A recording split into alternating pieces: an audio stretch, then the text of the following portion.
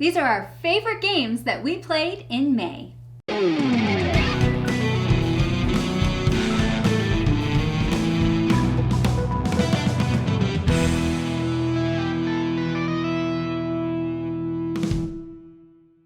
Welcome to Tantrum House Studio 3. I'm Sarah Meadows. I'm Hannah Johnson. I'm Ryan Pills. I'm Melissa Dell. I'm Kevin Dell. And I'm Joe Nadeau, and we've been enjoying coming on YouTube and making videos about our favorite games every single month, and this month is no different. So this video is our favorite games of May 2023, and Sarah's going to kick us off.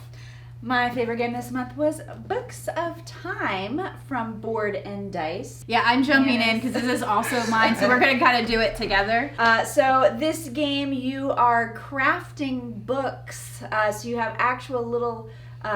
Two ring binders. Two ring binder notebooks that you're adding pages to and going through time.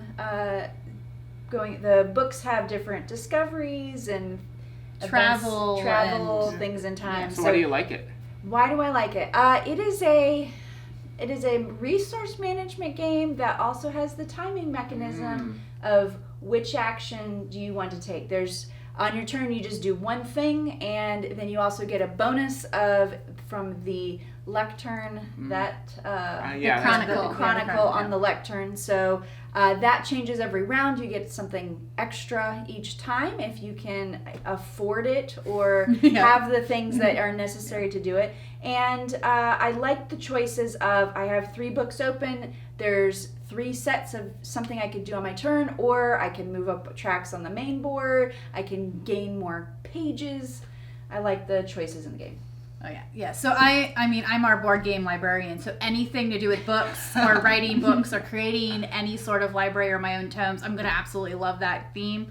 But you have many different options for your actions, but it's really simple, the actions themselves. The player aid is really great, but we all can do different things, try different strategies every single time, whether you're going up your main track, whether you are just trying to max out how many points you get for upgrading your books and writing the best book. And so it kind of works both ways. It's completely replayable. You can just keep doing it. I will say I'm not as thrilled with the artwork on the pages themselves. I think it could be a little better. But overall, I absolutely love the game. Yeah.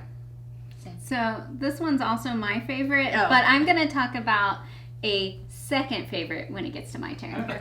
So yes, that's Books of Time, and that's by Board and Dice. Yeah, I am talking about Hamlet from Mighty Boards.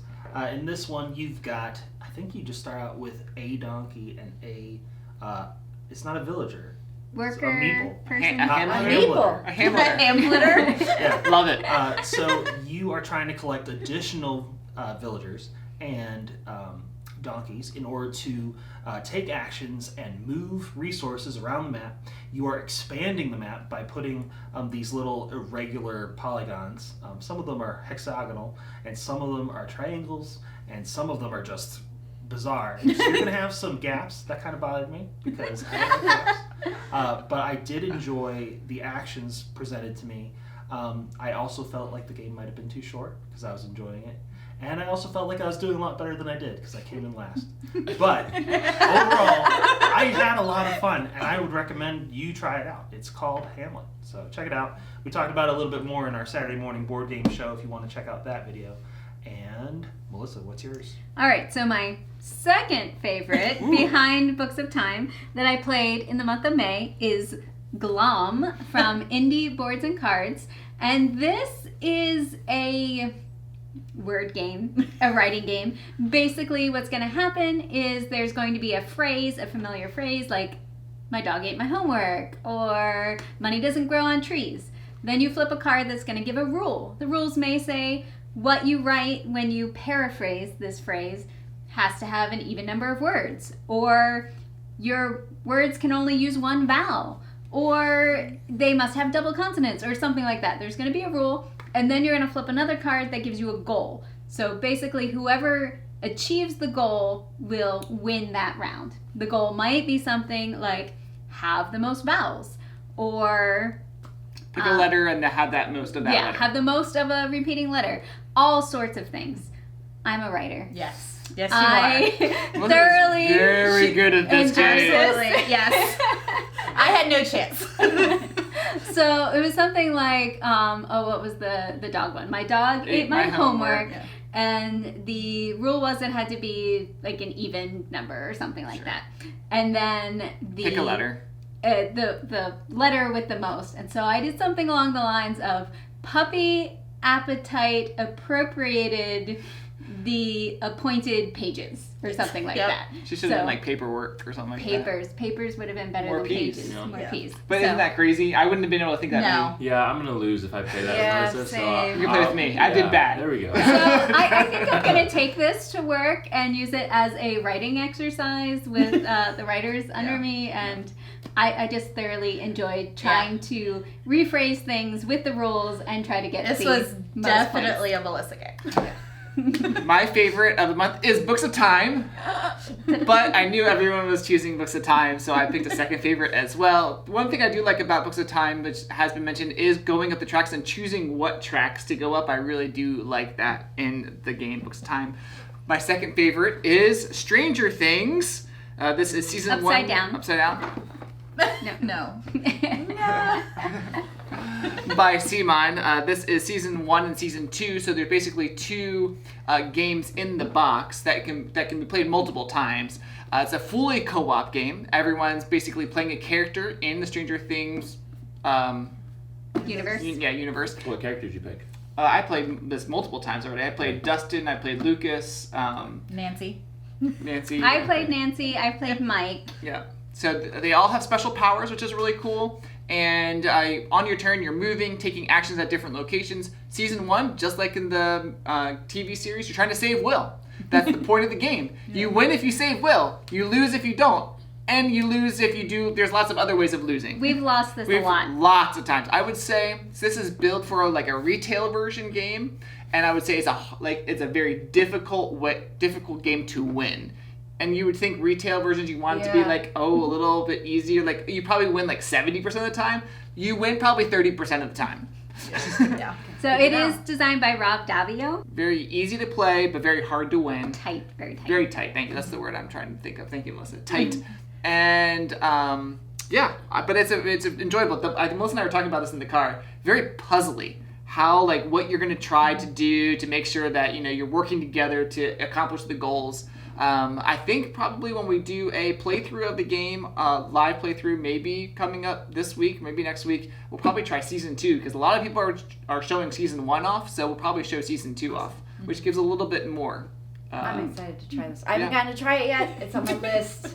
Yeah, so that is Stranger Things. Enjoyed Stranger Things show. Upside Down from Simon. I love it. So my favorite game of the month of May is also Books of Time. I really enjoyed it. So it was that's it was a little 5. bit of a theme here. I thought that a book building game, I've never played one before, I've never seen one before. I thought the idea was novel. I thought opening the binders, putting the pages, I like it. It's on my list.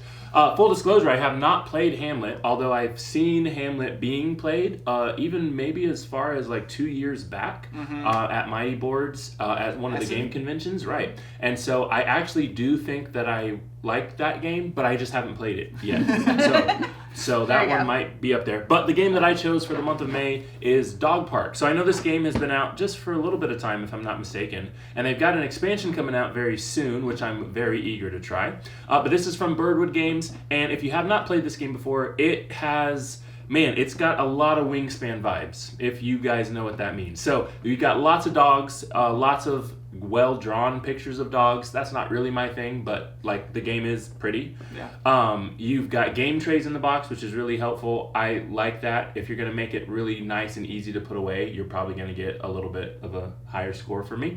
But in the game, what you do is you collect these dogs, and then you have them in your kennel, and then you can walk 3 of them in each round. Mm-hmm. As you walk them, the dogs that you walk give you bonus points. So it's really kind of important to string them together, and you get a bunch of dogs, and then there's a bunch of in-game bonuses. Some of the dogs give them to you. You've got some other goals that you start the game with and in-game bonuses, and I pretty much enjoy a game that's going to give me some in-game bonuses and something to work toward.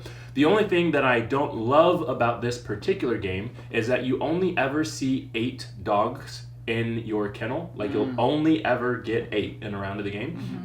And I kid you not, the stack of dogs is very similar to like a stack of birds in Wingspan. It's like this many lot of cards, birds, like both of them. Yeah. But then you'll only ever see 8. Like as a player, you will see 8. So I'm hoping that one of the expansions is going to allow us to go through the dogs a little bit more because they all have cool abilities. But if I'm only ever going to see 8, how am I going to get the good one? I want the good one. They want you to play more. Exactly. So anyway, I really did enjoy it. I just wanted to go through more. I want more dogs. I want to. Anyway. It reminded me a little bit of Takedo. That's what I was going to say, the dog walking part when you're going through the board.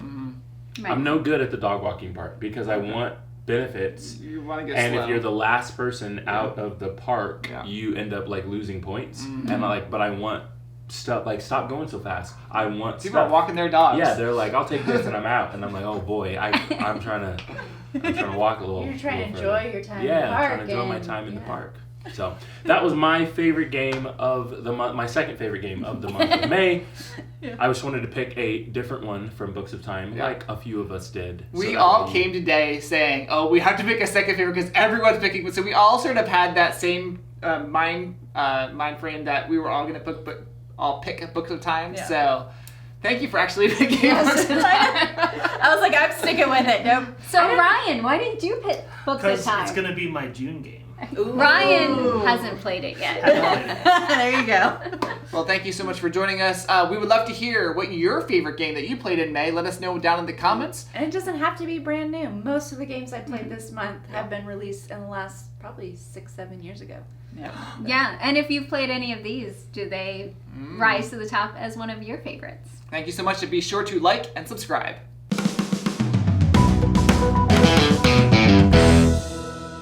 Make sure you get your game, Kevin. Bloopers. Okay, you doing okay here? Yes, you're good. I don't know what my hair looks like, but I drew all the yesterday's. Upside down.